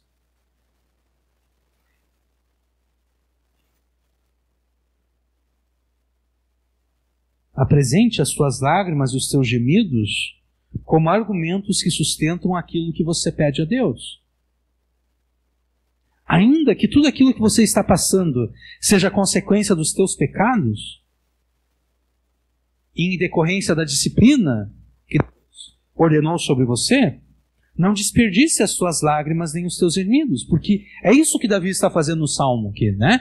Davi reconheceu os seus pecados, Davi está confessando os seus pecados, Davi está pedindo perdão a Deus pelos seus pecados, e ao mesmo tempo Davi não está desperdiçando as suas lágrimas, os seus gemidos.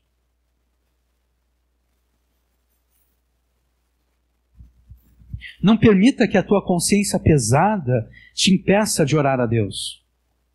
Porque isso pode ocorrer, né? A pessoa fica com a consciência tão pesada que daqui a pouco ela pensa: não, eu não tenho nem direito de orar a Deus. O que te dá o direito de orar a Deus não são os teus pecados ou a falta deles, não. O que te dá o direito de orar a Deus é o sangue de Jesus.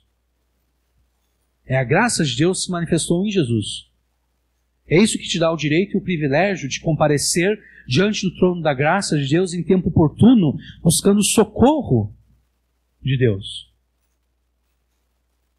Então, você confessou o pecado a Deus, ou os pecados a Deus, você se arrependeu, você está obedecendo a Deus, mas de repente a tua consciência ainda está pesada. Não permita que essa consciência pesada te impeça de orar a Deus e de esperar dele o livramento e a salvação que você tem necessidade. Tendo você confessado a Deus os pecados pelos quais você tinha se rebelado contra Ele, e tendo você voltado ao propósito dele de te fazer semelhante a Jesus, você tem toda a liberdade, na verdade você tem a obrigação, eu diria, de rogar a misericórdia e a graça de Deus para que Ele te liberte da circunstância que te causa ansiedade, tristeza e sofrimento. Não há nada de errado em pedir que Deus te livre do sofrimento da disciplina que Ele impôs a você, desde que você faça isso se submetendo à disciplina. Não há nada de errado em você pedir o final da disciplina, desde que você esteja se submetendo à disciplina. Desde que você diga, Senhor, eu reconheço que eu pequei, que eu não devia ter feito o que eu fiz, eu pequei, eu me desviei do teu propósito, eu reconheço que o Senhor está correto em me disciplinar, e eu estou agora te obedecendo. Então eu peço que essa disciplina cesse.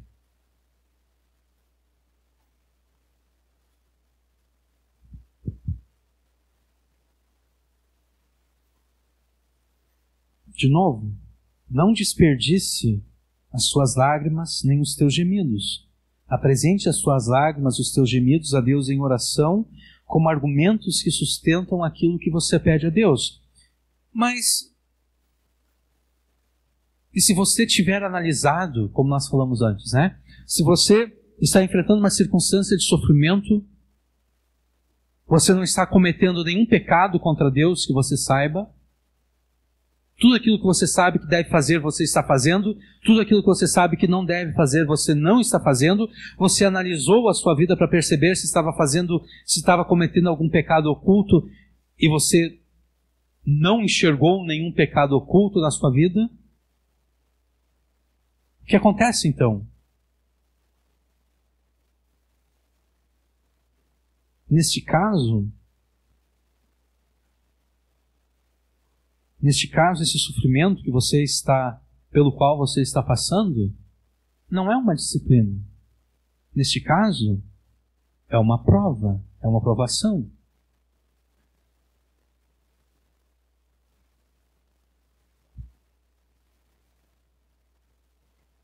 E estando você sendo provado por Deus, qual deve ser a tua reação? Deve ser de rebeldia? Deve ser de eu obedeci a Deus e é assim que Deus me recompensa? Não. A tua reação deve ser de continuar obedecendo a Deus em todas as coisas. E de continuar apresentando as tuas lágrimas, os teus gemidos a Deus como argumentos dos teus pedidos a Ele. Porque se a causa que te causa sofrimento, tristeza e ansiedade não é a disciplina de Deus sobre você, e sim uma aprovação, e a partir dessa aprovação você passar a pecar contra Deus, além da aprovação, Deus vai ter que te disciplinar. Né? Deus vai estar no céu, eu não estou te disciplinando, eu estou te provando para ver se tu vai me obedecer mesmo. E agora tu resolveu me desobedecer. Então agora, além do sofrimento da aprovação, eu vou ter que acrescentar mais a disciplina.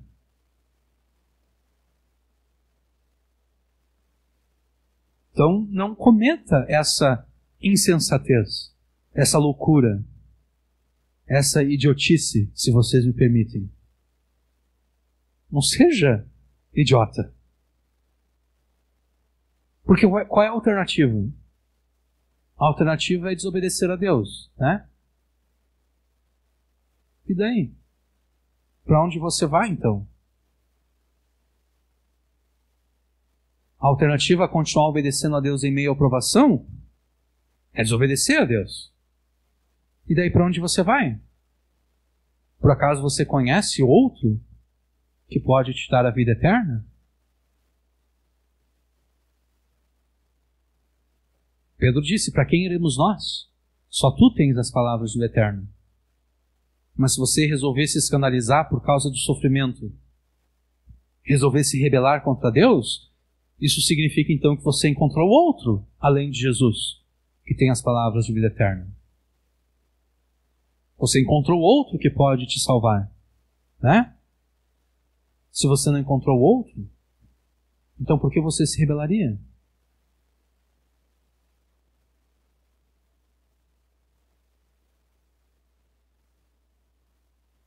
O que você deve fazer quando estiver sendo disciplinado por Deus?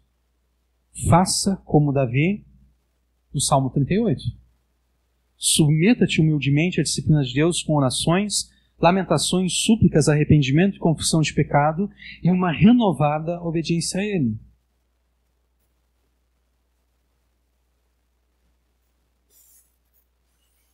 Se você se submeter à disciplina de Deus, a paz de Deus vai guardar o teu coração e a tua mente enquanto durar essa disciplina.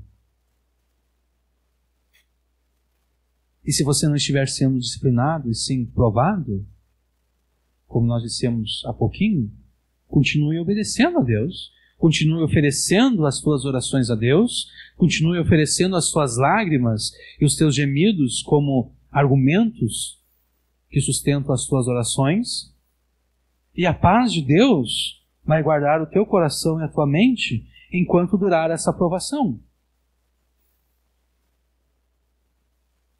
Vai chegar um momento que a provação vai chegar ao final, né? Porque se você está sendo provado e se você obedecer a Deus em meio à prova, você será aprovado. E tendo sido aprovado, não há razão para a aprovação continuar, né? Pensa na escola. Você respondeu a prova, você passou de ano. Não há razão para responder uma nova prova, né? Você passou de ano. Você foi aprovado. Virão outras provas no futuro? Sim, porque você vai continuar estudando, você vai continuar aprendendo com Jesus. Né? Você se desfez do peso dos pecados, você tomou sobre si o jugo de Jesus, você vai continuar aprendendo com Jesus, o que significa que no futuro haverá novas provações. Mas a provação de agora chegou ao final. Ou no caso da disciplina, se você se submete à disciplina de Deus, a disciplina também vai chegar ao final, né? Porque você se submeteu.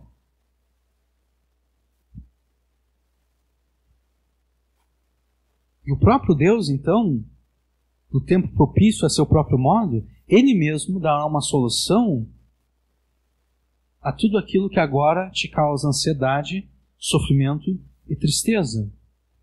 Então, estando você debaixo da disciplina, não haja como se você não tivesse feito nada para merecer essa disciplina, e tampouco como se por essa disciplina Deus estivesse te rejeitando. Pelo contrário, se submeta humildemente à disciplina de Deus, com orações, lamentações, súplicas, arrependimento, confissão de pecado e uma renovada obediência a Ele.